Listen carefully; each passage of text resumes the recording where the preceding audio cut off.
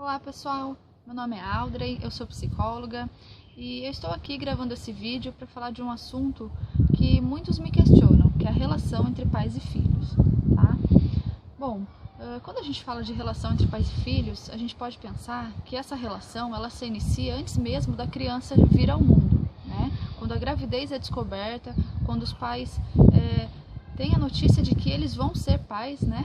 Já começa a estabelecer aí uma relação, antes mesmo da criança vir ao mundo, tá? Na forma como é criada uma expectativa em relação à criança, se ela é desejada, se ela é bem-vinda ou não. E essa relação também não termina com a morte dos pais, porque a imagem de pai e mãe, né, desses papéis, a gente sempre vai carregar com a gente, internalizado, e vão influenciar as nossas relações humanas, ok? Quando a gente fala entre relação entre pais e filhos, eu gostaria que vocês pensassem no papel desempenhado por pai e mãe. Não necessariamente o pai ou mãe biológico, porque a gente sabe que nas famílias contemporâneas, né, não existe mais esse núcleo pai, mãe e filho. Muitos filhos são criados por avós, por pais adotivos, né, por casais homoafetivos. Então tem vários tipos de configurações familiares na nossa era moderna, ok?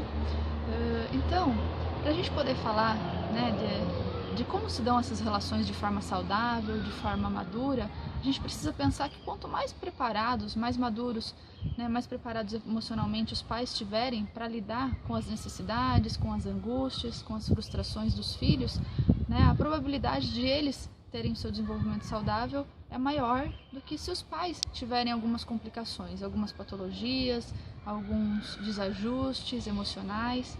Então, a maturidade dos pais acaba refletindo também na maturidade dos filhos, na qualidade desse vínculo, ok? E a gente sabe que existem sentimentos que permeiam a nossa vida, né? Eu vou citar alguns aqui que eu acho que na relação entre pais e filhos também tem algumas influências aí no desenvolvimento, que é a angústia, a ansiedade, a raiva, a culpa e o medo, né? Que são sentimentos que nos constituem, que são necessários a nós enquanto ser humano, né? A angústia, por exemplo, de um pai ou de uma mãe que acabou a licença maternidade, tem que deixar o filho, né, em casa com a mãe, na creche, ir trabalhar. A ansiedade, por exemplo, da criança, quando ela começa a explorar o mundo, quando ela começa, né, a descobrir as coisas, quando ela começa a desejar ter um brinquedo, né, usar um sapato novo, ou mais crescida ir a uma festa, se relacionar com amigos, com paqueras. Tá?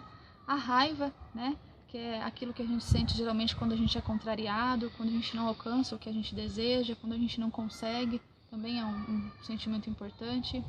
A culpa, né, que faz de nós seres humanos, que faz de nós pessoas com compaixão, com empatia, faz a gente reconhecer as nossas falhas, saber pedir desculpa, saber quando a gente erra.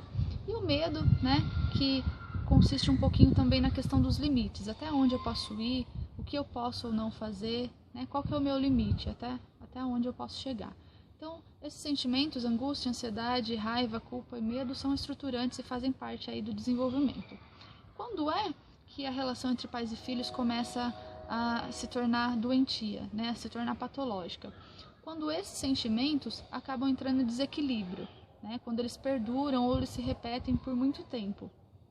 Quando a ansiedade começa a ser demais, a angústia, a raiva, a culpa ou o medo acabam se tornando em excesso.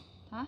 Como que a gente poderia, então, cuidar do nosso lado emocional, do nosso lado psicoafetivo, principalmente os pais em relação aos seus filhos, evitando, né, esses sentimentos? Aí eu acho que existem 4 pontos que são importantes para o desenvolvimento saudável dos filhos. Uma é a questão de ordem e sentido. Então, o ambiente onde a criança vive, onde o adolescente vive, precisa ter regra, né? Precisa ter uma forma de fazer as coisas. Precisa ter o horário de acordar, de comer, de dormir, de ir para a escola, de brincar, de fazer o dever. Então, precisa ter uma forma, né, uma maneira de se fazer as coisas. É preciso também valorizar as competências e habilidades do filho, né? Então, é interessante que os pais incentivem os filhos nas suas habilidades, ensinem eles a fazer as coisas, a terem mais autonomia, comer sozinho, cuidar das suas coisas, né, para que eles possam ir criando responsabilidade. E também estejam sempre presentes na vida do filho, seja numa reunião escolar, seja num jogo, numa luta, num esporte que ele gosta de fazer, sempre ali estando próximo do seu filho, né? Ordem e sentido, então, valorizar as competências, proporcionar segurança. A gente sabe que hoje em dia, né, os pais eles não são as únicas referências na vida do filho. A gente tem vários fatores que estão ali presentes a todo tempo, né? Seja a escola ou a rua, porque às vezes os pais têm que trabalhar o dia todo e nem sempre estão ali junto com os filhos, né? Eles têm outras companhias. Seja a influência da TV, da mídia, da tecnologia, né? Celulares, tablets, aplicativos. Então, a personalidade do filho ele vai sendo formada através de várias coisas que vão influenciando, que vão determinando, né? Os pais hoje não são a única e principal referência, a única referência, embora sejam a principal, tá? E então essa sensação de segurança, de autoridade dos pais em relação aos filhos é importante, né? Saber estabelecer os limites, saber dialogar, ouvir, se colocar de prontidão para ajudar o filho. É importante que o filho saiba que o pai e a mãe dele estão ali para ele de alguma forma, tá? Então a ordem e sentido, valorizar as competências e habilidades do filho, proporcionar segurança.